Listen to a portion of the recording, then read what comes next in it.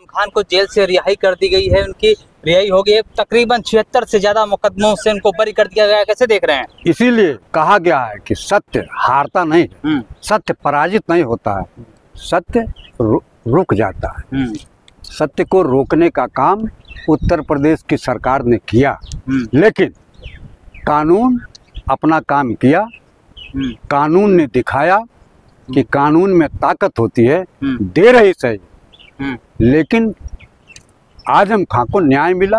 अब आप ये इंसाफ मिला आजम खान को मानते हैं आप? निश्चित रूप से आजम खां को इंसाफ मिला है, और आजम खां के पूरे परिवार को इतने महीनों में परेशान किया गया। उनकी लोकसभा की सदस्यता चली गई, उनके बेटे का विधायकी चली गई, उनकी पत्नी लोकसभा सदस्यता चली गई, लोकसभा सदस्यता चली गई। उनके जानबूझ करके उनके पूरे परिवार को प्रताड़ित किया गया और उनको जेल के चार दीवारी में डाल दिया गया। मैं आपके चैनल के माध्यम से, आप लोगों के चैनल के माध्यम से मांग करना चाहता हूं कि इतने दिन तक जिन आजम खां को जेल में रखा गया, उनकी 23 महीनों की जो सजा काटी आजम खान ने जेल के अंदर, क्या ये मुसलमान होने का गुनाह है क्या? निश्चित रूप से अल्पसंख्यक होने का गुनाह है। यह भारतीय जनता पार्टी की सरकार मानती है, लेकिन इस देश का अल्पसंख्यक भी इस देश का नागरिक है। जो भी इस देश में पैदा हुआ है, चाहे सिख है, मुस्लिम है, हिंदू है, पारसी है, क्रिश्चियन है, सब इस देश के राष्ट्रभक्त हैं, इस देश के मतदाता हैं। और उनके आजम खां के साथ जो उत्तर प्रदेश के मुख्यमंत्री ने व्यक्तिगत रुचि लेकर के, व्यक्तिगत हस्तक्षेप लेकर के आजम खां को जेल के चार दीवारी में डाला गया, वह निश्चित रूप से काबिले तारीफ नहीं है। लगातार ये कहा जाता रहा कि आजम खान जो जेल में थे इतने दिनों तक, ये सब योगी आदित्यनाथ का अपना पर्सनल गुस्सा है। निश्चित रूप से ये व्यक्तिगत गुस्सा रहा। अल्पसंख्यक होने के नाते, मुसलमान होने के नाते एक विश्वविद्यालय खोल दिया कि मुसलमानों के बच्चे उसमें शिक्षित न हो सके। इससे व्यक्तिगत रंजिश से लेकर के योगी आदित्यनाथ ने उनको जेल में डाला है, उनको परेशान किया है। क्या योगी जी, जो 23 महीने तक आपने उनको जेल में डाला है, जो लोग दोषी हैं, क्या उनके खिलाफ भी आपकी सरकार कार्रवाई करेगी? आप लोगों के चैनल के माध्यम से मैं पुरजोर तरीके से मांग करना चाहता हूं कि उन लोगों के खिलाफ कार्रवाई होनी चाहिए, चाहे योगी आदित्यनाथ खुद ही हो। पाठक कौन है? उनके सुब्रत पाठक जो है, अभी सुब्रत पाठक कुछ दिन पहले सदन के अंदर, विधानसभा के अंदर कहा योगी आदित्यनाथ से कि अब आजम खान को छोड़ देना चाहिए। हाँ, उन्होंने कहा था, यह नहीं कहा था।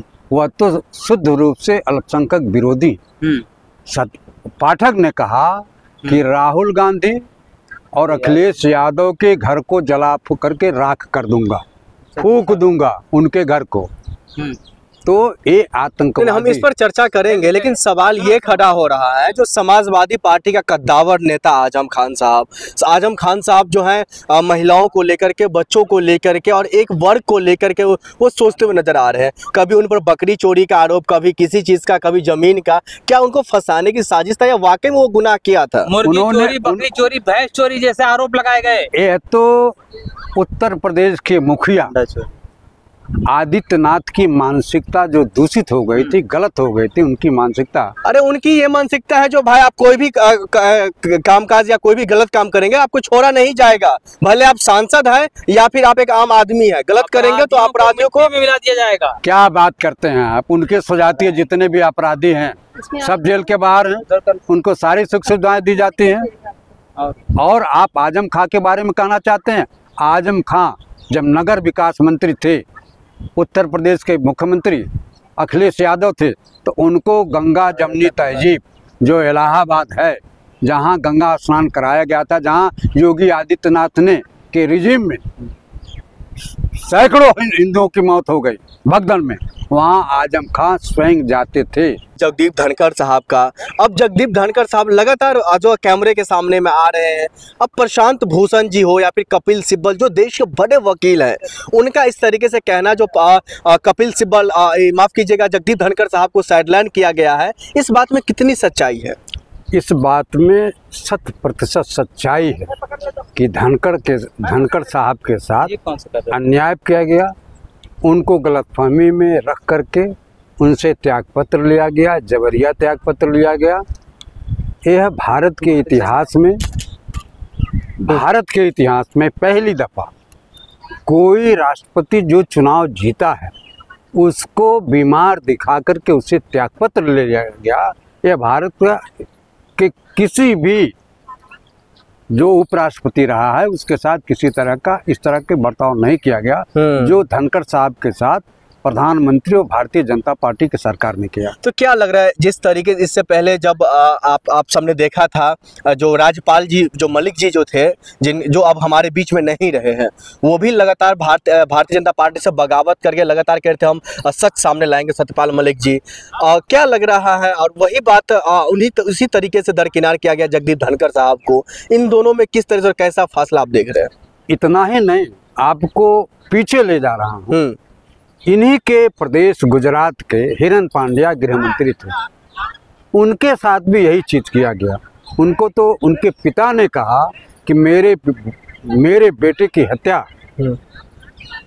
गुजरात के तत्कालीन मुख्यमंत्री नरेंद्र मोदी ने ही करवाया।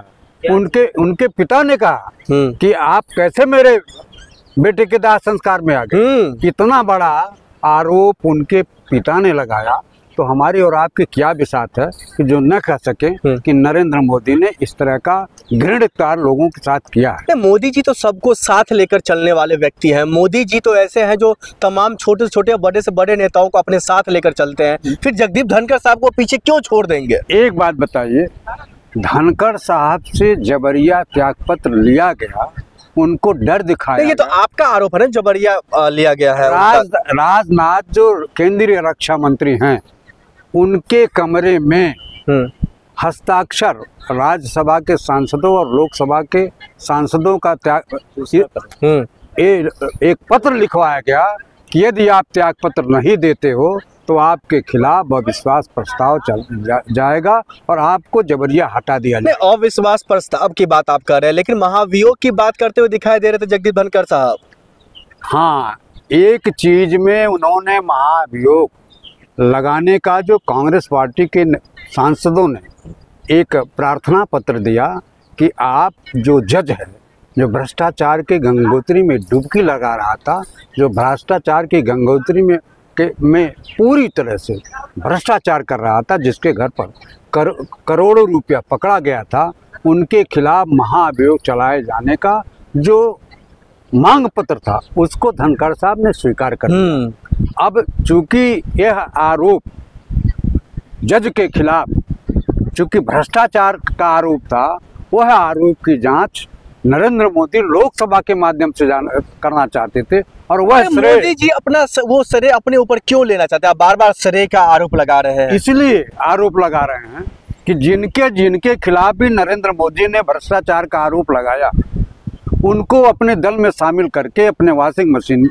में से धुल करके उनको भ्रष्टाचार से मुक्त कर दिया। मोदी जी के तमाम नेता मंत्री विधायक कार्यकर्ता सब भ्रष्टाचार से मुक्त हैं, सब ईमानदार हैं। आप बताइए ना कि नरेंद्र मोदी और उनकी पार्टी के लोग ही आसाम के मुख्यमंत्री पर सीधा सीधा आरोप लगाते थे कि भ्रष्टाचार में गंगोत्री में डुबकी ला रहा है। इतना नहीं, महाराष्ट्र का deputy chief minister Pawar Ajit Pawar के ऊपर इन्होंने लगाया था अब की बार चक्की पीसिंग जेल में जाएगा। कम्मा नहीं है इस देश का नौजवान जब तरुणाई लेता है, अंगड़ाई लेता है तो देश का सत्ता परिवर्तन होता है। देश का सत्ता परिवर्तन पंडित जवाहरलाल नेहरू, महात्मा गांधी के नेतृत्व में, गोखले, डॉक्टर बाबू राजेंद्र प्रसाद जैसे महापुरुषों के नेतृत्व में तब वो नौजवान थे, ला करके आए थे, वकालत करके आए थे। आज भी ऐसे नौजवान है भारत में। निश्चित रूप से सत्ता परिवर्तन होगा। आप हमारे यहाँ के नौजवानों को कम मत आंकने का प्रयास करिए। देखिए, जो इन्होंने धर्म का एक अफीम चटा दिया था नौजवानों के बीच में, वह धीरे धीरे इनके धर्म की अफीम का नशा नौजवानों के सिर से उतर रहा है। और नौजवान भी जब नौजवान तरुणाई लेता है नौजवान अंगड़ाई लेता है नेताओं का नशा उतार देगा। नशा उतार देगा, सत्ता परिवर्तन करके रख देगा। और हिंदुस्तान में भी अरे राहुल गांधी के साथ आपको लग रहा है युवा है? देख रहे दिल्ली यूनिवर्सिटी में जब चुनाव हुआ तो तमाम युवा बीजेपी के एबीवीपी को साथ दिया है। क्या बात करते हैं, आपको दिखाई नहीं दिया कि हमारे राष्ट्रीय छात्र संगठन का उपाध्यक्ष पद का प्रत्याशी भारी प्रचंड वोटों से जीता है। जो एबीपी का अध्यक्ष पद का प्रत्याशी था उससे भी ज्यादा वोट राष्ट्रीय छात्र संगठन के उपाध्यक्ष पद के प्रत्याशी को मिला। हाँ, हमारी हार अध्यक्ष पद को लेकर के क्या जेनजी को आह्वान करना राहुल गांधी का कि ये सही है? निश्चित रूप से सही है। क्या आज का नौजवान, आप देश के युवा को भटका रहे हैं। हम देश के युवा को चिता रहे हैं कि यह सरकार आपके पढ़ाई पर, आपके लिखाई पर, आपके कमाई पर, आपके दवाई पर सीधा सीधा अतिक्रमण कर रहा है। आपके हक और हकूक पर वर्तमान भारतीय जनता पार्टी की सरकार डांका डाल रही है। इस डांका को रोकने के लिए तो फिर रोकेगा कौन? आप लोग चुनाव आयोग पर आरोप लगा देते हैं, आप लोग देश के संस्थान पर आरोप लगा देते हैं, यहाँ तक कि नरेंद्र मोदी जी जो प्रधानमंत्री उस पर भी आरोप लगाते हैं। और आप जेएनयू को जगाते हैं। मैं जन जागरण कर रहा हूँ, मैं नौजवानों को आगाह कर रहा हूँ कि आप देश के भ्रष्ट सरकार के खिलाफ सड़कों पर आइए, अपने हक और हुकूक की बात करिए। आपके हक पर, आपके वोटों पर जो डांका डाल रहा है चुनाव आयोग के माध्यम से नरेंद्र मोदी की सरकार, नरेंद्र मोदी, उस पर रोक लगाने के लिए आपको सड़कों पर आना है। जैन जी सड़कों पे आएंगे निश्चित रूप से। ये बताइए, पूरे देश में महंगाई है, महंगाई चरम सीमा पर है, भ्रष्टाचार का बोलबाला है, शिक्षा का स्तर कितना इनके सरकार में गिर रहा है और शिक्षा कितनी महंगी हो गई है, हम लोगों ने भी पढ़ा है। आज जितना शिक्षा का बाजारीकरण हो गया, जितना शिक्षा का व्यवसायीकरण हो गया भारतीय जनता पार्टी की सरकार में, शिक्षा को बदतर बिहार में चुनाव है, क्या लग रहा है बिहार का युवा आपके साथ है? बिहार एक ऐसा प्रदेश है जो जहाँ से क्रांति पैदा होती है। बिहार का नौजवान, बिहार का किसान, बिहार का व्यापारी जब सत्ता परिवर्तन के लिए आगे बढ़ेगा तो उसको कोई रोक नहीं पाएगा। और बिहार के नौजवान ने मन बना लिया है कि जो उनका पलायन है, जो उनको रोजी और रोटी बिहार में नहीं मिल रहा है, बिहार में नौकरी नहीं है, बिहार में शिक्षा का स्तर एकदम गिर गया है, बिहार में मेडिकल कॉलेज नहीं है, बिहार में व्यावसायिक चीज़ें नहीं है, बिहार में कोई कल कारखाना नहीं है, और इसकी सीधे जिम्मेदारी जो 20 साल से इंडिया गठबंधन की सरकार नहीं है, वहाँ यूपी की सरकार है, वहाँ नरेंद्र मोदी। तो बिहार को चमकाया भी ना पिछले 20 सालों में बाबू ने। आप बताइए, जहाँ भ्रष्टाचार हो, जहाँ लोगों को नौकरी नहीं है, जहाँ का नौजवान उस प्रदेश से पलायन कर रहा है, उस प्रदेश को छोड़ करके जहाँ जा रहा है, बिहार छोड़ करके, चाहे दिल्ली हो, चाहे महाराष्ट्र हो, चाहे गुजरात हो, वहाँ बिहार के लोगों को अपमानित किया जाता है।